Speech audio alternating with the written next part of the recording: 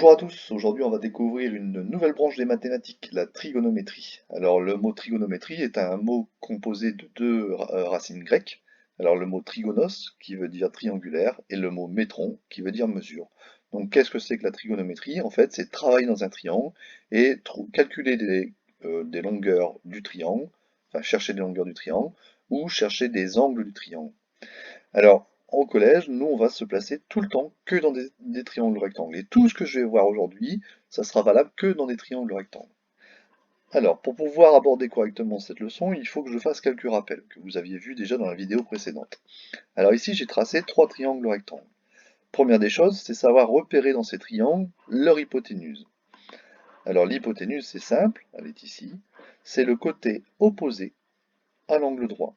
Donc, le côté opposé à l'angle droit, qui est aussi le plus long côté dans un triangle rectangle, s'appelle l'hypoténuse. Alors, il faut aussi savoir repérer le côté opposé à un angle. Ici, j'ai donc marqué trois angles rouges et on va chercher leur côté opposé. Alors, qu'est-ce que c'est que le côté opposé à l'angle rouge? Eh bien, le côté opposé à l'angle rouge, c'est le côté qui est en face. Donc, si là, je suis à l'angle rouge, je suis en face et j'ai mon côté opposé. Pareil ici, je suis en face et j'ai mon côté opposé. Et de la même façon pour le troisième exemple. Il faut ensuite savoir repérer le côté adjacent à un angle.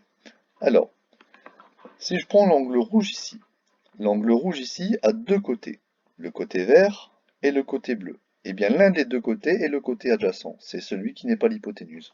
Celui-ci étant l'hypoténuse du triangle, celui-ci est donc le côté adjacent. Pareil ici, donc là j'ai deux côtés, un bleu et un vert, ce sont les deux côtés de l'angle rouge. L'un des deux est l'hypoténuse, c'est celui-ci, donc l'autre est le côté adjacent à l'angle rouge. Une autre façon de repérer le côté adjacent à un angle, c'est, alors certains élèves utilisent ça, c'est celui qui relie le sommet de l'angle au sommet de l'angle droit. Par exemple ici, voilà, le côté adjacent à l'angle rouge. Pareil, idem ici, du sommet de l'angle au sommet de l'angle droit. Ici, donc, j'ai le côté adjacent. Alors attention, tout le vocabulaire que je vous donne est valable que dans un triangle rectangle, et on se placera toujours à l'un des deux angles aigus du triangle. On ne se place jamais à l'angle droit. On ne cherchera jamais un côté adjacent, un côté opposé à l'angle droit. Ça n'existe pas. Je viens donc de changer de figure. Alors j'ai tracé un triangle rectangle en H, et j'ai demandé à GeoGebra d'afficher la longueur des côtés, ainsi que la mesure de l'angle haut. Je vais lui demander aussi de calculer le quotient OH sur OA, qui ici vaut environ 0,82. Si je varie la position du point A, je remarque quelque chose d'étrange, c'est que le quotient de la longueur du côté OH sur la longueur du côté OA, elle ne varie pas. Elle est toujours égale à 0,82. Si maintenant je fais varier la mesure de l'angle O,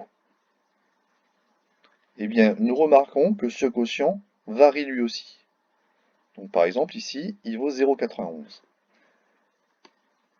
À nouveau, je fais varier la taille du triangle rectangle sans varier l'angle O.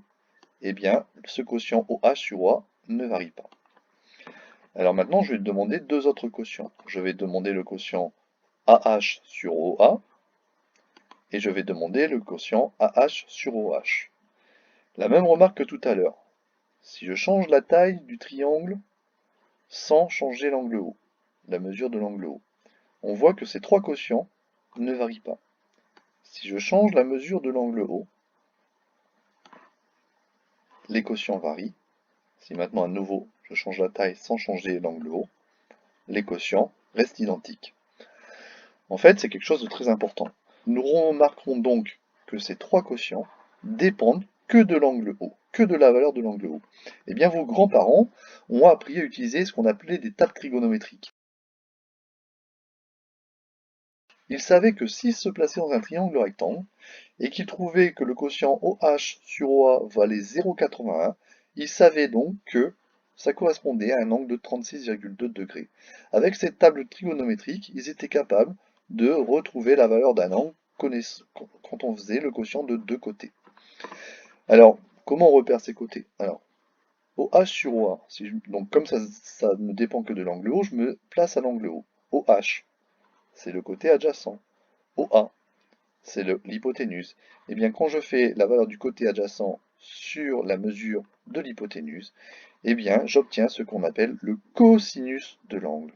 Et ce cosinus ici, dans cet exemple, vaut 0,81. Si maintenant je fais AH sur AO, AH c'est le côté opposé, AO c'est l'hypoténuse. Donc dans un triangle rectangle, si je fais la longueur du côté opposé à l'angle sur la longueur de l'hypoténuse, j'obtiens le sinus de l'angle, qui ici vaut 0,59. Et enfin, ici j'ai fait le quotient AH sur OH. AH, c'est le côté opposé à l'angle haut. OH, c'est le côté adjacent. Si je fais donc la mesure du côté opposé à un angle divisé par la longueur de son côté adjacent, eh bien j'obtiens ce que l'on appelle la tangente de cet angle.